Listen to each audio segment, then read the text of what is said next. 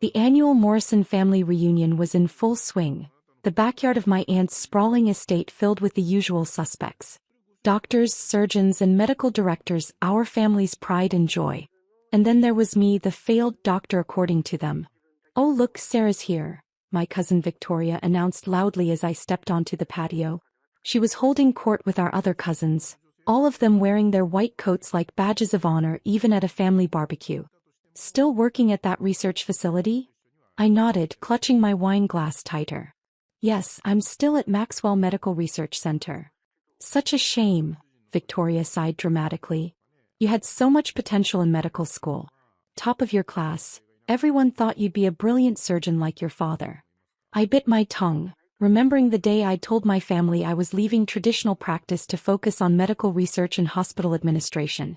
You'd think I'd announced I was becoming a street performer. "Remember when she quit her residency?" My cousin Michael chimed in loud enough for everyone to hear. "Poor Sarah couldn't make it as a real doctor." Laughter rippled through the group. I saw my father across the lawn pretending not to hear. He'd stopped defending me years ago, too embarrassed by my career choices to bother. "How much does research even pay?" Victoria pressed, her diamond ring catching the sunlight as she gestured with her glass. "Certainly not enough to afford a house in our neighborhood." More snickers. I took a slow sip of wine, thinking about the offer letter sitting on my desk back at the office. The one that would make their perfectly styled heads spin. "Speaking of real medical work," Michael continued, "I just performed the most fascinating emergency cardiac surgery yesterday. The patient—" I tuned out his detailed description of the procedure, my mind drifting to the meeting I'd had earlier that week. The board had been unanimous in their decision. At 32, I would be the youngest chief of operations at Maxwell Medical Center, overseeing all hospital administration, including surgical approvals and staff privileges. Not that my family knew Maxwell Medical Center had acquired 3 major hospitals in the area, including the prestigious one where Victoria and Michael practiced. They had no idea that their failed cousin was about to become their boss. "Sarah." My Aunt Eleanor's sharp voice cut through my thoughts. "At least help with something useful. The paper plates need restocking." I moved toward the kitchen, used to being treated like the help at these gatherings. On my way, I overheard my Uncle Thomas, chief of surgery at Metropolitan Hospital, talking in hushed tones with my father. "The merger's happening next week," he whispered. "Some corporate big shot from Maxwell is taking over operations. They're reviewing all surgical privileges." "Surely they won't change anything," my father responded, worry creasing his brow. "Our family's reputation." I smiled to myself, continuing to the kitchen. They had no idea that I'd spent the last 5 years revolutionizing hospital administration systems, making Maxwell Medical Center the most efficient and prestigious medical facility in the state. That corporate big shot they were worried about? They were looking at her. My phone buzzed in my pocket, a message from my assistant. "Final paperwork signed. Announcement scheduled for Monday." I typed back quickly, "Perfect. Don't forget to send the new surgical privilege review notifications first thing Monday morning."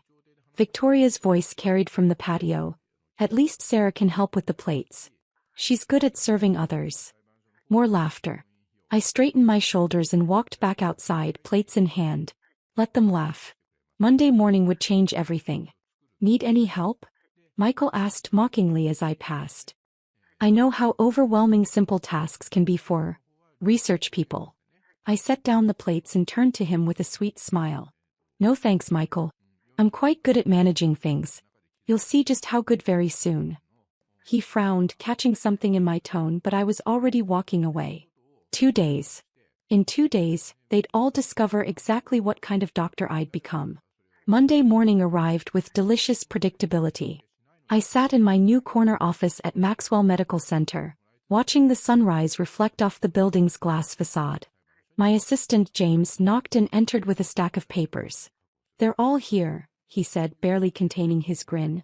"Every surgical privilege review notification has been sent, including to Metropolitan Hospital?" I finished, allowing myself a small smile. "Yes, and Dr. Victoria Thompson's already called 3 times demanding to speak with the new chief of operations. She says it's a family matter." Of course she did. The Morrisons had always used family connections to get their way. Let them stew for another hour, I replied, straightening the nameplate on my desk. Dr. Sarah Morrison, Chief of Operations, gleamed in polished brass. Right on cue, my phone lit up with messages. Dad, Sarah, we need to talk. Uncle Thomas is panicking about the surgical reviews.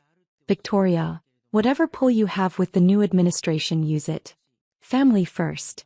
Michael, this is ridiculous. I demand to speak with whoever's in charge. I let them pile up, focusing instead on the morning's reports. At precisely 10 a.m., James buzzed my intercom. Dr. Thompson and Dr. Michael Morrison are here. They're insisting. Send them in. Victoria burst through the door first, her designer heels clicking aggressively against the floor. Michael followed, both still wearing their white coats like armor. They stopped short at the sight of me behind the massive desk. Sarah. Victoria's perfectly shaped eyebrows shot up. What are you doing in the chief's office?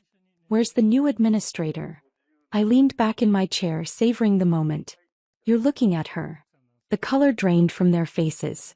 Michael's mouth opened and closed like a fish out of water. That's impossible. You're just a researcher. Actually, I replied, opening their files on my computer. I've been running Maxwell's administrative operations for the past 5 years.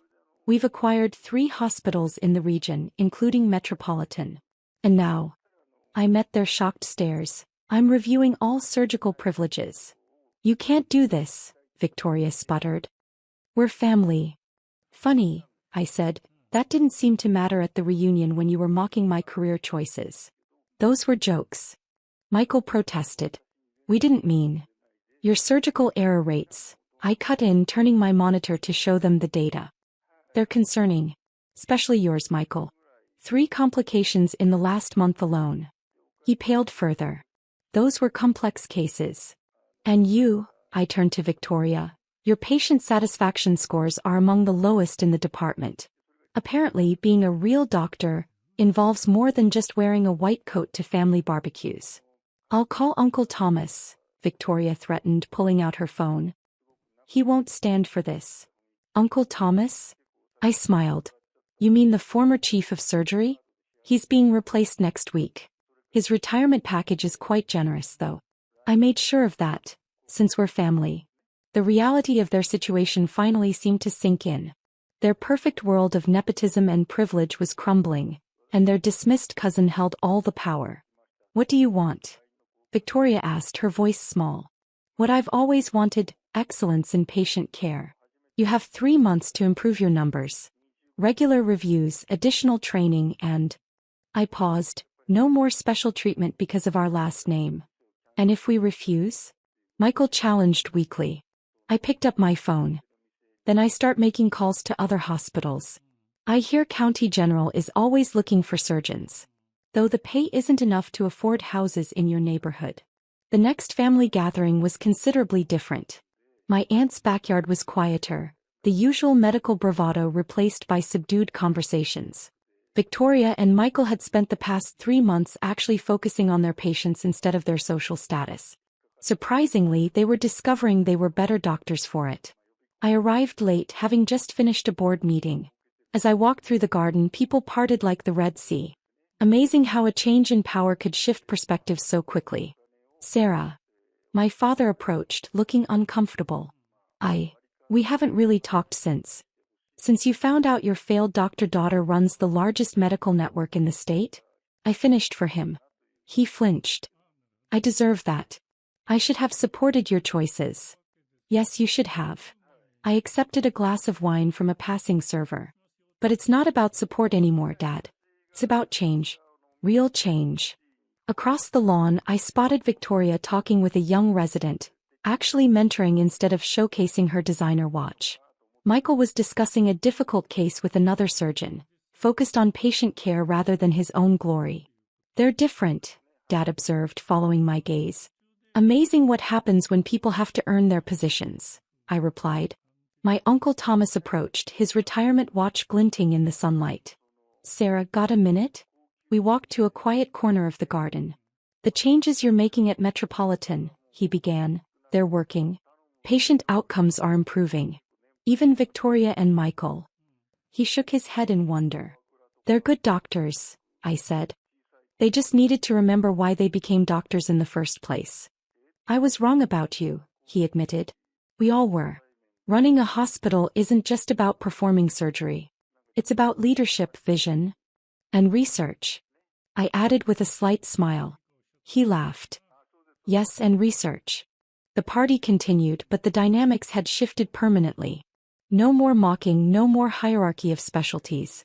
Just medical professionals focused on what really mattered: patient care. My phone buzzed, a message from James. Emergency at Metropolitan. Dr. Thompson requesting surgical approval. I stepped away to make the call. Victoria answered immediately. Sarah, I have a complex cardiac case. Previous surgeon refused because of the risk, but I've reviewed everything. I know I can help this patient. I listened as she detailed the case, noting the confidence in her voice, not arrogance but earned expertise. Send me the files, I said. I'll review them right away. Thank you, she paused. And Sarah, I'm sorry for everything. After reviewing the case, I called back. Victoria picked up on the first ring. Dr. Thompson, I said formally, this is Dr. Sarah Morrison, Chief of Operations. Your surgical request is approved. Good luck. Later that night, I received another message. Victoria's surgery had been successful. The patient would live. I stood in my office looking out over the city lights. On my desk sat a new family photo from the reunion. No white coats, no forced hierarchy, just family. Real family. My assistant knocked. Dr. Morrison? The board is waiting for your presentation on the new research wing. I gathered my papers, pausing at the door. The nameplate caught the light. Dr. Sarah Morrison, Chief of Operations and Research Director. Sometimes success isn't about proving others wrong. Sometimes it's about showing them a better way. And sometimes, just sometimes, family can learn to change. As I walked to the boardroom, my phone lit up with one last message from Victoria. Patient recovering well. Thank you, boss. I smiled. In the end, being a real doctor wasn't about titles or specialties. It was about making a difference, whether in an operating room or a boardroom. And I had finally taught my family that most important medical lesson. Healing isn't just about fixing bodies. Sometimes it's about fixing broken systems, broken perspectives, and even broken families. The Wilson family reunion was exactly as I expected: expensive wine, expensive clothes, and the priceless sound of my sister Amanda's condescending laugh echoing through our parents' mansion. Oh, Olivia's still doing that government job, she announced to our cousins, swirling her champagne. Something about reviewing business permits or whatever. Right, sis? I took a slow sip of water, letting them assume I couldn't afford the champagne. If they only knew I owned the vineyard that produced it. Something like that. Poor thing, my cousin Stephanie chimed in. It must be hard watching everyone else succeed while you push papers. By everyone else, they meant Amanda, the golden child who'd turned our father's company Wilson Global into one of the largest investment firms in Chicago. The sister who never let me forget that I'd chosen a boring career in regulatory oversight instead of joining the family business. We've all got to pay the bills somehow, I smiled, thinking about the corner office on the top floor of the Federal Trade Commission's Merger Review Division. The office where tomorrow morning, a very interesting file would land on my desk. My mother appeared, diamonds glinting as she kissed Amanda's cheek. Darling, tell everyone about Wilson Global's big news. The whole city's buzzing about it. Amanda preened. Well, I suppose I can share a little preview. We're about to announce the largest merger in the company's history. $500 million. She glanced at me with fake sympathy. That's million with an M, Olivia. I know government workers don't see numbers that big. If she only knew how many billion-dollar deals crossed my desk every week. As the Deputy Director of Merger Review, I had the power to approve or deny any major corporate consolidation in the country. Not that my family had bothered to track my career progression. That sounds impressive, I said mildly. When's the announcement? Tomorrow morning. We've kept everything quiet, totally under wraps. The paperwork's already filed with the FTC. She smirked. Not that you'd know anything about that level of business. Our father joined the group, clapping Amanda on the shoulder. My girl's going to make history tomorrow. Biggest deal Wilson Global's ever seen. The Mitchell Group won't know what hit them, Amanda added, naming their biggest competitor. Once this merger goes through, we'll control 30% of the market. I nearly choked on my water. 30% market share? That would trigger automatic regulatory review. A review that would land directly on my desk marked urgent. 30%? I kept my voice casual. That's significant. Amanda rolled her eyes. God, Olivia, don't start with your little government regulations. We've got the best lawyers in Chicago. Everything's perfectly legal. Our cousin Blake, himself a corporate lawyer, nodded sagely. The paperwork's ironclad. I reviewed it myself. Besides, Amanda continued, it's not like some low-level bureaucrat could stop a deal this size. We've got friends in high places. I thought about the friends they'd listed as references in their merger application. Senators, business leaders, even a former governor. All impressive names that wouldn't mean a thing once I saw the actual numbers. You seem very confident, I observed. Because I understand business, unlike some people. Amanda's voice dripped with disdain. Remember when Dad offered you a VP position? You could have been part of this. Instead, you chose to be a nobody. The room murmured in agreement. Even my mother shook her head sadly, probably remembering all the arguments when I'd chosen government service over the family firm. Speaking of nobody, my Aunt Margaret joined in. Are you even dating anyone, Olivia? 35 is getting a bit old to be single.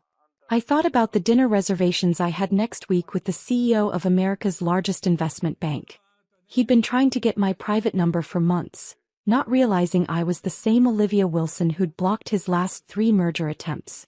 I'm focused on my career, I said simply. More knowing looks.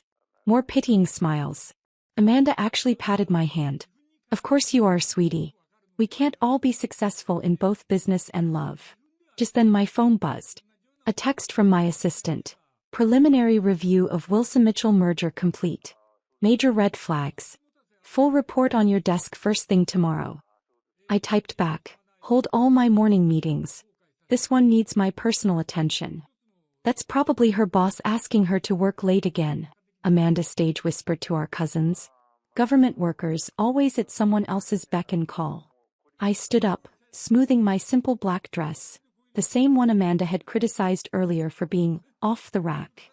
Little did she know it was custom-made by a designer who saved his best work for his most powerful clients. Actually, I said, gathering my things, I should go. Big day tomorrow. Oh right, Amanda laughed. Those permits won't review themselves. As I reached the door, she called out one last time. Don't worry, sis. Once the merger goes through, maybe I can find you a real job at Wilson Global. Something more suited to your abilities. I turned back, allowing myself one small smile. That's very thoughtful, Amanda. I'll definitely be thinking of you tomorrow. Poor Olivia, I heard her say as I left. Still a nobody after all these years. In my car, I opened the preliminary report my assistant had sent. Market manipulation, predatory pricing, hidden subsidiaries. Wilson Global's perfect merger was about to become a regulatory nightmare. Tomorrow morning, Amanda would learn exactly what kind of nobody she'd been mocking. The Federal Trade Commission's Merger Review Division occupied the top 3 floors of a gleaming downtown building. My corner office, with its panoramic view of the city, offered a perfect sight line to Wilson Global's headquarters 8 blocks away. I arrived early, watching the sun rise over Chicago's skyline. Right about now, Amanda would be preparing for her triumphant press conference. The one that would never happen. Morning, Director Wilson, my assistant Michael greeted, carrying a thick folder. Wilson Global's complete merger file, plus the overnight analysis from our team. I smiled at the director title, another detail my family had never bothered to learn. Anything interesting? Where do I start? He opened the folder. Hidden subsidiaries in 3 countries, artificial market inflation, predatory pricing schemes targeting smaller firms. They've been planning this takeover for months. And the Mitchell Group? Appears to be an unwilling target. Wilson Global's been quietly buying up their debt through shell companies. I nodded, scanning the documents.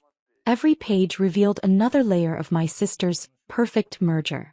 Who signed off on their legal review? Their primary counsel is Blake Wilson. Our cousin Blake. The same one who'd nodded so confidently at last night's reunion. I made a mental note to have his other cases reviewed. My phone buzzed. Amanda. I let it go to voicemail. Director. Michael hesitated. Given your family connection, should we reassign this case? I thought about Amanda's smirk, my parents' dismissal, years of being treated like a failure.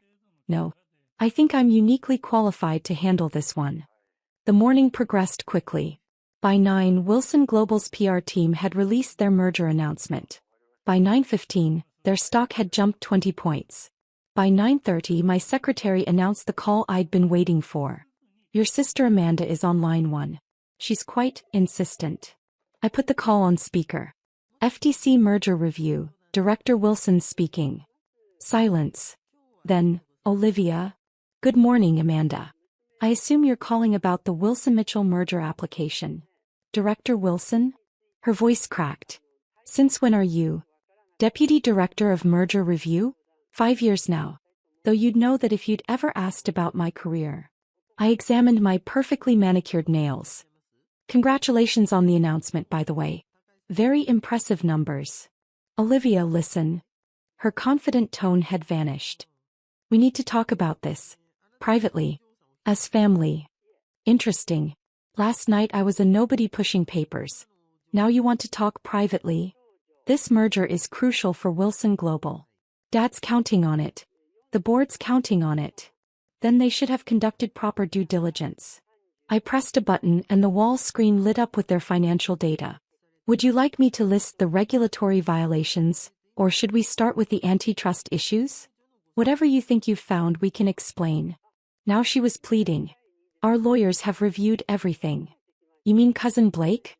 Yes, we'll be having a separate conversation about his oversight. I pulled up another document. By the way, how many shell companies did you create in the Cayman Islands? I count 7, but we might have missed some. The sound of breaking glass came through the speaker.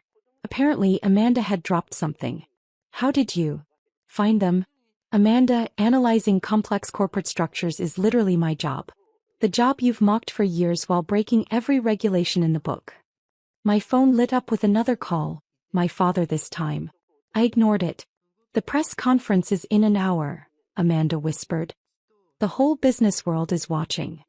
Then I suggest you prepare a different announcement. I reached for the red stamp on my desk, the one reserved for immediate regulatory intervention. This merger isn't just denied, Amanda. It's being referred for criminal investigation. Criminal. Her voice rose to a shriek. You can't do this. We're family. Funny, that didn't seem to matter last night when you were calling me a failure. The stamp came down with a satisfying thud. But you're right about one thing, family should look out for each other. Consider this me saving you from federal prosecution. The doors burst open. My father stormed in, face red, Amanda trailing behind him. They stopped short at the sight of my office, the wall of awards, the view that dominated half of downtown Chicago. What is the meaning of this? He demanded. I stood slowly. Security breach on the executive floor. Interesting. Michael, please escort our unauthorized visitors out and revoke their building access. Olivia. My father's voice dropped. Princess, let's discuss this reasonably. Princess. I laughed. Last night I was the family disappointment. Amazing how perspectives change when you finally see someone's true position. Amanda stepped forward. The board is meeting in 10 minutes. What am I supposed to tell them? Tell them the truth. Their illegal merger was caught by the nobody in the family. The same nobody who's now ordering a complete audit of Wilson Global's previous acquisitions. My father sank into a chair. Previous acquisitions? Did you really think I wouldn't look? I pressed another button and more data filled the screens. Every deal for the past 5 years. Every shortcut. Every violation. It's all here. You'll destroy the company, Amanda whispered. No, you did that when you decided rules didn't apply to Wilson Global.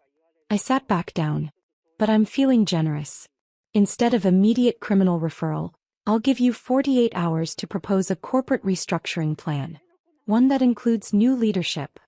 New leadership? My father's face went pale. You want control of Wilson Global? Me? No. I have actual power, Dad. Real influence. Wilson Global would be a step down. I smiled. But I hear the Mitchell Group has some excellent executives. Maybe start there. Security arrived to escort them out. At the door, Amanda turned back. Why? Why do this to your own family? I thought about all the family dinners where they'd dismissed my career. All the reunions where they'd treated me like a cautionary tale. All the years of watching them break rules while mocking those who enforced them. Because someone had to show you that being a nobody in government service outranks being a somebody who thinks they're above the law. After they left, Michael brought in the day's other merger files. That was intense. Family usually is. I opened the next file. By the way, send a copy of our Wilson Global findings to the SEC. Let's make sure my sister's next job interview is with federal prosecutors. That evening, as Wilson Global's stock plummeted and business channels buzzed with news of the failed merger, I received a text from my mother. Please, can we talk about this? I typed back, of course. My assistant will be happy to schedule a meeting. There's an opening next month. Or you can try your luck with the nobody at the permit office. Sometimes success isn't about proving others wrong. Sometimes it's about letting them discover exactly how wrong they were, one denied merger at a time. A week later, Wilson Global announced major leadership changes. Amanda resigned to pursue other opportunities. My father took early retirement. Cousin Blake's law license came under review. Me. I kept doing what I'd always done, protecting the market from people who thought their family name put them above the rules. My new office nameplate arrived that Friday, promoting me to director of the entire division. Still a nobody, I whispered, running my fingers over the engraved title. Just a nobody with the power to humble the somebodies. The next family reunion would certainly be interesting, if they dared to hold one at all.